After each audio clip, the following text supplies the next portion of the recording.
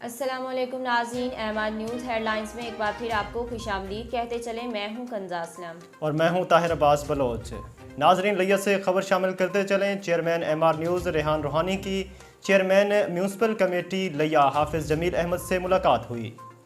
ملاقات میں مختلف امور پر گفتگو ہوئی۔ لیا کے انفراسٹرکچر اور ٹی ایم اے کے زیر انتظامیہ امور پر تفصیلاً بات ہوئی۔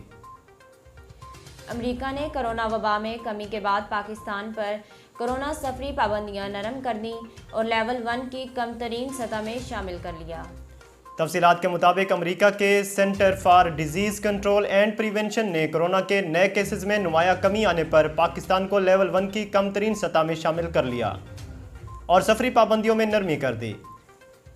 امریکہ نے تازہ ٹریول ایڈوائزری میں چیک ریپبلک، ہنگری اور آئس لینڈ میں کرونا کیسز میں اضافے کے پیش نظر تینوں ممالک کو اپنی سفری سفارشات کو لیول 4 یعنی بہت زیادہ رسک تک بڑھا دیا۔ خیال رہے کہ رواں برس اگست میں امریکہ نے پاکستان کو کرونا ٹریول ایڈوائزری کے رسک لیول 2 میں رکھا تھا۔ Chairman Pakistan Peoples Party Bilawal Bhutto Zardari نے حکومت پر آئین کے خلاف ورزی کا الزام عائد کرتے ہوئے پیش کیے جانے والے بلز کے خلاف عدالت جانے کا اعلان کر دیا۔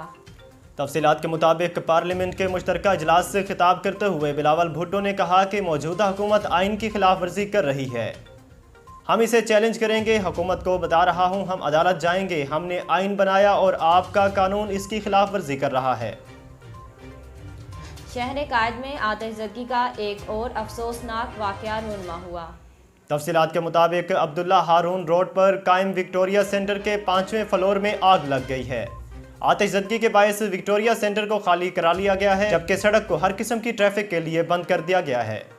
کرونا وائرس کی عالمی وبا نے جہاں لاکھوں لوگوں کے روزگار کو شدید متاثر کیا تو کسی کو کہیں کا بھی نہ چھوڑا، تو دوسری جانب کچھ ایسے ادارے بھی ہیں جنہوں نے راتوں رات دولت کے انبار لگا دیے۔ ان میں سر فہرست وہ دوا ساز کمپنیاں ہیں جنہوں نے کرونا ویکسین تیار کی اور اسے مارکیٹ میں فروخت کیا، جس کے باعث ان کے منافع میں بے انتہا اضافہ ہوا۔ ناظرین اب تک کے لیے اتنا ہی۔ مزید خبروں اور تفصیلات کے لیے دیکھتے رہیے ایم آر نیوز۔